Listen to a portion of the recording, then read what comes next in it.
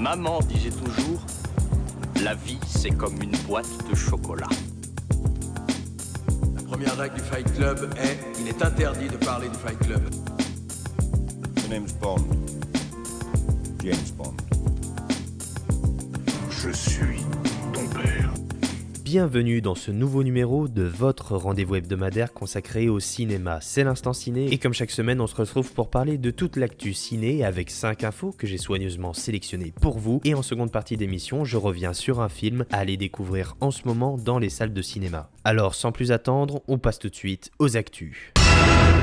Notre première info nous vient de Deadline qui nous révèle que l'acteur Adam Driver incarnera le célèbre constructeur automobile Enzo Ferrari dans le biopic réalisé par Michael Mann. Penelope Cruz et Shailene Woodley ont aussi rejoint ce casting, donc un film sur Ferrari, un biopic réalisé par Michael Mann en plus avec Adam Driver. Moi je dis oui.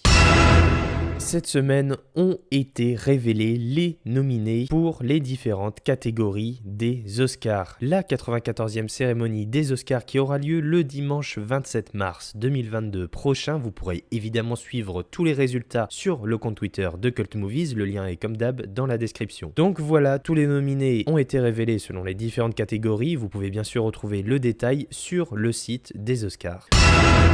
Je vous ai déjà parlé du prochain film de Christopher Nolan intitulé Oppenheimer avec un casting incroyable. Et bien cette semaine, The Hollywood Reporter a révélé que l'acteur Dan Dehan rejoint le casting de ce nouveau film de Christopher Nolan. Pour résumer brièvement, on retrouvera Cillian Murphy, Robert Downey Jr., Matt Damon, Emily Blunt, Florence Pugh, Rami Malek, Ben Safdie ou encore Josh Hartnett. Donc voilà, ce prochain film Oppenheimer dont le tournage devrait débuter cet été. Toujours du côté des castings, mais cette fois-ci c'est Variety qui nous révèle cette information assez étonnante en fait. David Lynch, le célèbre réalisateur notamment entre autres de Mulholland Drive, rejoint le film semi-autobiographique de Steven Spielberg intitulé The Fabelmans. Un film donc semi-autobiographique réalisé par Steven Spielberg sur la vie de Steven Spielberg et on retrouvera David Lynch en tant qu'acteur dans ce film, un projet qui m'intrigue énormément suite au prochain épisode. Faisons maintenant un petit tour des bandes annonces. Cette semaine, nous avons eu la nouvelle bande annonce pour le film Buzz l'éclair avec la voix de Chris Evans en VO, c'est à retrouver cet été au cinéma. Nous aurons également la première bande annonce du nouveau film de Jordan Peele intitulé Nope qui arrive dans la nuit de dimanche à lundi lors de la mi-temps du Super Bowl. En attendant, un court teaser a été dévoilé. Toujours dans les bandes annonces, cette fois-ci, bande annonce de films français avec le film De nos frères blessés, un film avec Vincent Lacoste et Vicky Krieps à retrouver le 23 mars au cinéma. Nous avons eu la bande-annonce du nouveau film de Cédric Klapisch intitulé Encore. C'est le 30 mars dans les cinémas. Et enfin, ont été révélées les toutes premières images du film Jurassic World Dominion, le nouveau film Jurassic World. Et enfin, pour terminer ce tour des actualités, le tournage du nouveau film Insidious, le 5e film en fait, Insidious 5, débutera au printemps et ça sera ni plus ni moins que Patrick Wilson lui-même, l'acteur de la saga, qui fera ses débuts à la réalisation de ce nouvel opus, une information confirmée par Collider. Donc Insidious 5, le tournage débute au printemps et Patrick Wilson derrière la caméra. C'est maintenant l'heure du film de la semaine et cette semaine j'ai envie de vous parler d'un film français. On retrouve entre autres Roche Dizem, Pio Marmaille ou encore Vincent Lindon, un film écrit et réalisé par Thierry De Peretti et ça s'appelle Enquête sur un scandale d'État. C'est quoi en fait votre statut avec l'administration ? Infiltré. J'ai été témoin d'un trafic organisé au plus haut niveau. Vous l'avez rencontré comment vous, Jacques Billard ? Jacques Billard, patron des stupes.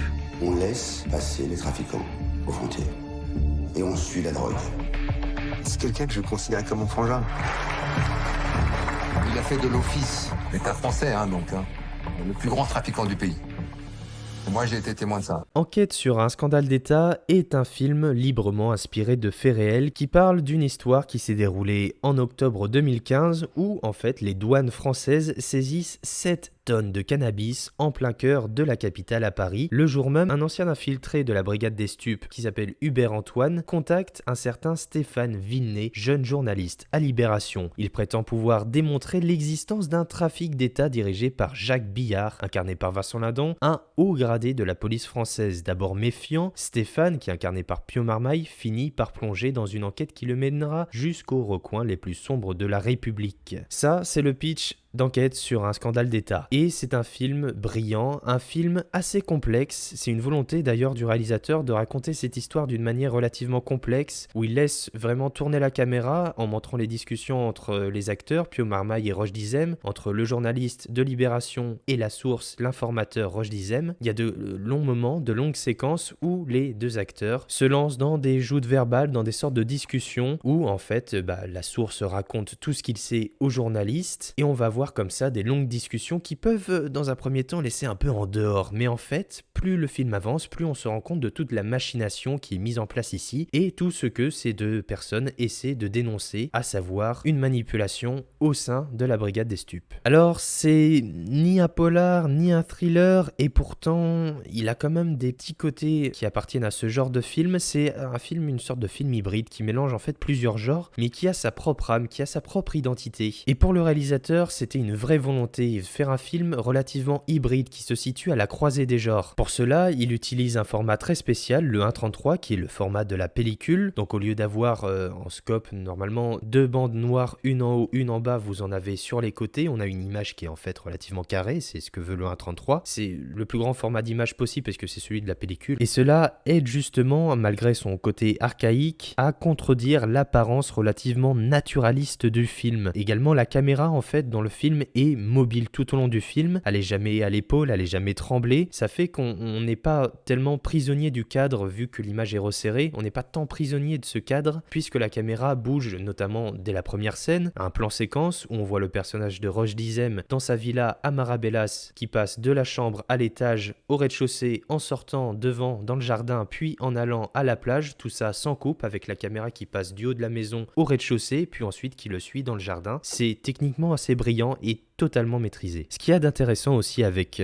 Enquête sur un scandale d'État, c'est la façon dont il traite son sujet, un sujet important qui vient interroger les rouages de la République et remettre en question tout le fonctionnement de notre système judiciaire, notamment de la manière dont la justice gère le trafic de stupéfiants. Contrairement à ce qu'on pourrait d'abord penser, eh bien, le film en fait est assez intimiste.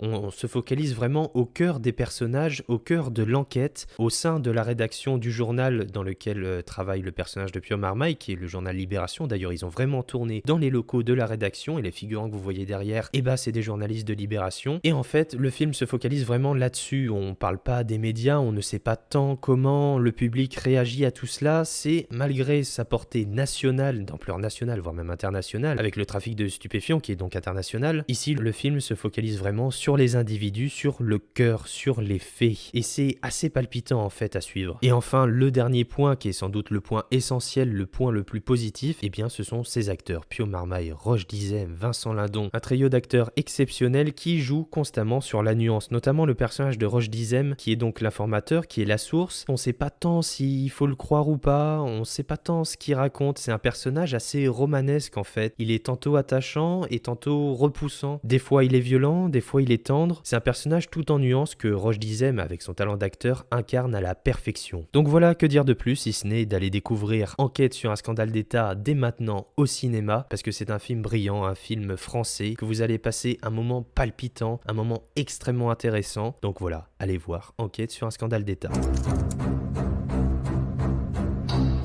Qui pourrait croire un instant que la police française importe elle-même des dizaines de tonnes de drogue sur le territoire? On n'est ni dans de la corruption, ni dans une bavure personnelle. On est au-delà du scandale. On est vraiment sur une affaire d'État.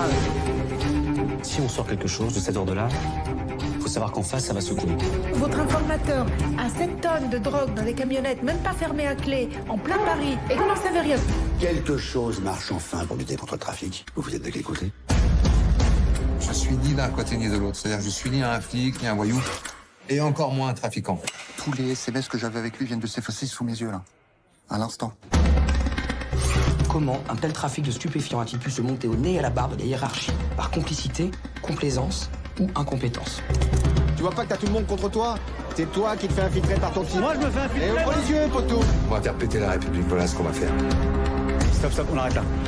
Tu sais les risques que je prends pour toi? Comment tu vas t'en sortir cette fois?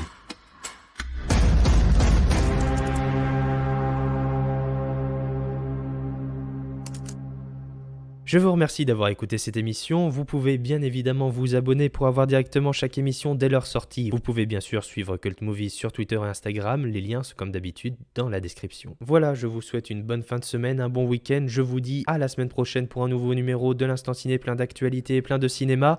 À la semaine prochaine. Ça dépasse tout ce que j'ai pu imaginer.